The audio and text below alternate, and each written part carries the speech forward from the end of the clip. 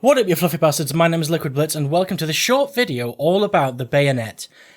Specifically, does the bayonet affect weapon accuracy and aim down sight time? Because I've personally wondered these things, and there's absolutely no information in game as to how the bayonet affects your weapon. And I've searched online, and there's very few places where I can find any definitive information. So I thought I would make a video including all the findings that I've found, and I'm going to do a few tests, like accuracy tests and so on, later on in the video. And other than that, I'm just going to go through some of the pros and cons and basic info about using the bayonet. Right, let's start with the absolute basic info. First of all, if you have a bayonet equipped, you have an ability called Bayonet Charge, which is basically you charge straight at the enemy, as you probably already know that. That's the absolute basic. Now, the Bayonet Charge lasts for 5 seconds, 5 full seconds. It's quite a long charge. But there are two ways you can cancel it. You can cancel it immediately if you're fast enough. Once you've hit the charge button, you can stop, and it won't even affect your sprint, your ability to sprint. Or if you leave it long enough to pick up full speed, you have to wait 2 seconds before you can stop. So it's either cancel immediately or wait 2 seconds while charging and then stop. There's no in between. And in order to stop sprinting after just 2 seconds as opposed to the full 5 seconds, you can just literally let go of the sprint key or switch weapon. They'll both stop the charge. Now let's move on to why you're actually here. The pros and cons of using the bayonet or attaching it to your weapon.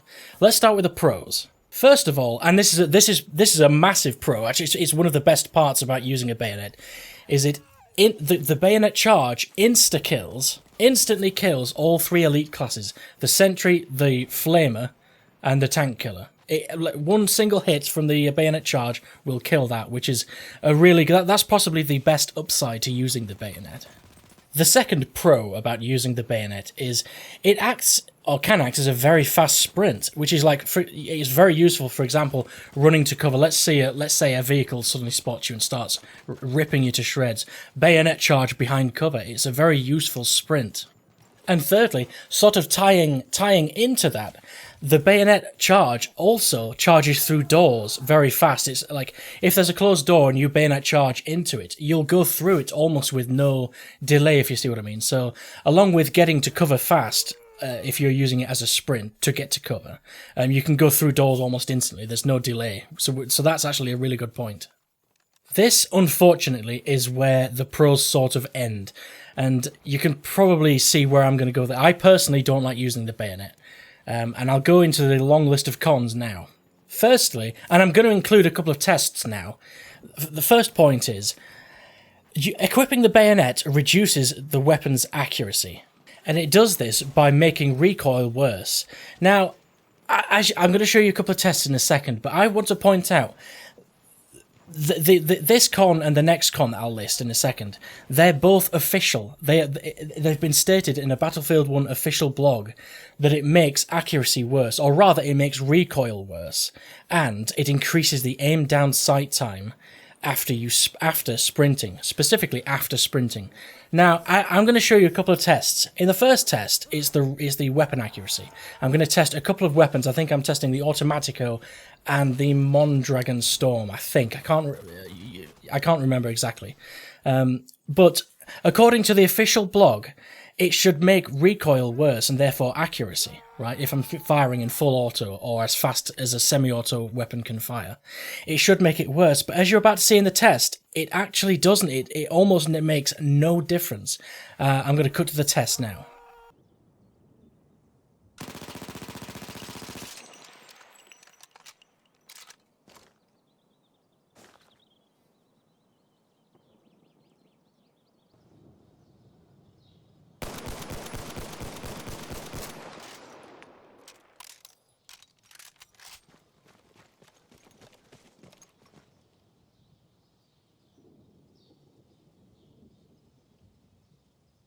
As you can see with both of those weapons, it literally makes almost no difference. I couldn't tell the difference. If there was any single difference I could tell, it was that using the bayonet increased horizontal recoil a little bit, especially with the Automatico. I noticed that without the bayonet, the recoil was almost exactly vertical, whereas with the bayonet, it was slightly left and right a bit more as well. So possibly there's a small difference there, but as you just saw, there's very little difference between using the bayonet and not. So I was actually quite surprised after I did that test. I thought it would make a big difference, but it really doesn't. And now onto the main second con as well. Officially, it increases the aim down sight time after sprinting. I should add that because that's what the officials said. It increases the time it takes to aim down your sight after sprinting, not just regular aim down sight. It has to be after running. But I'll show that test now.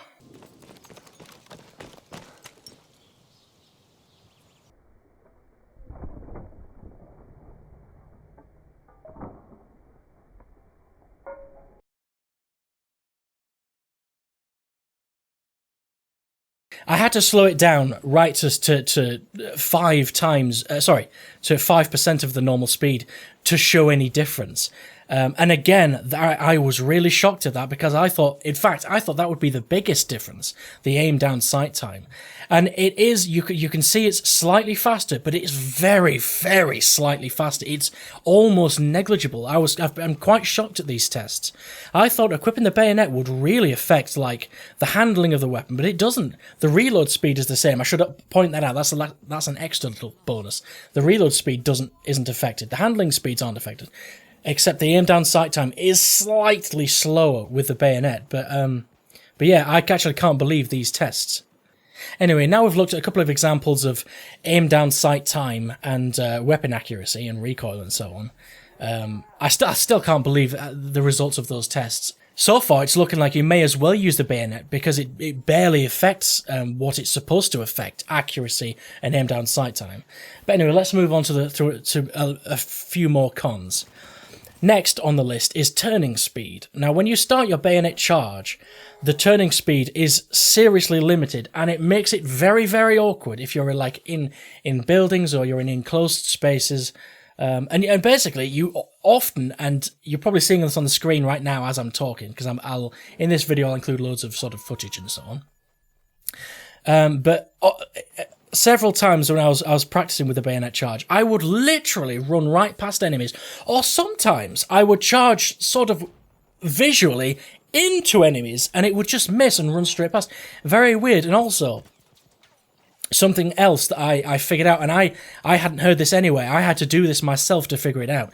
You can't, just a little side thing, you can't bayonet charge people that are on the mortar. Like support class, if they're on the airburst mortar or the HE mortar or whatever, you can't charge them because, as you've just seen in the footage, I'll probably include that bit right now.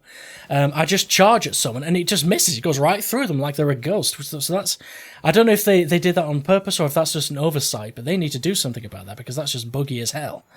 On to the next point, which is another big deal, and it's one of the main downsides really to using the bayonet. When you do it, you have a very, very loud battle sort of cry, battle shout. Which means that when you do it, everybody within like a 300-meter radius knows that there's someone charging at them like a lunatic. So if you're in especially like a busy area, so there's lots of action, lots of people, and suddenly you're going, "Ah!"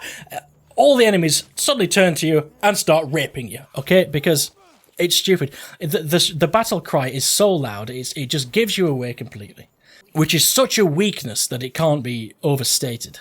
Now, another major downside of using the bayonet, or the bayonet charge specifically, is after you've finished charging, you can't sprint until until the cooldown is over. And I don't know how long that is. I think it's about something like 4 seconds, something around 4 seconds, and that's okay if you use the bayonet charge, like I said, as one of the pros to charge behind cover.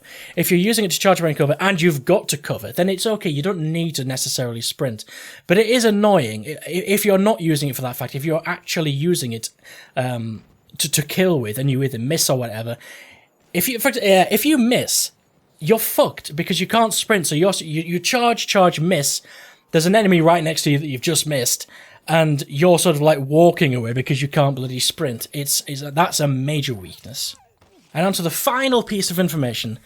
This is more just like an FYI. You can't use the bayonet on any support weapon, as far as I can tell, any support weapon, or the Hell Regal, the final level 10 assault class weapon. But everything else, all the other shotgun... Oh, sorry. Yeah, 12G shotgun. You can't use that. I've got it on my screen now. You can't use it on any support weapon or the 12G shotgun, any variety of the 12G shotgun, and the Hell Regal of the assault class. Everyone else, all the medic weapons, all the sniper weapons, and all the remaining assault weapons you can. It's just those that you can't use the bayonet on. Anyway, that's all the information I've got on the bayonet and using the bayonet. As I said before, I was actually surprised at those tests, the accuracy tests, and because officially, I'm saying this: if you watch those tests and you think, oh well, there's really no difference between bayonet and no bayonet, the fact that it makes recoil worse and that it increases aim down sight time are official. Those were said by the developers of Battlefield 1. So regardless of my tests, those are true. But I mean, look at my tests, judge for yourself. To be honest. I hope you found this informative or useful. Like this video if you liked it. Like this video if you didn't like it. And join me in my next tip video. I think my next tip video is going to be about the best ways to take down cavalry. Horses, because those damn horses are bastards, man. Those horses, you see what I mean? Almost every map has bits and pieces where you've got to run out in the open. So now that I've given you all this info, I hope you agree with me. I mean, it is my genuine opinion that trench weapons are pretty much the best all-round weapons for most common situations, because close range, you shred them to pieces.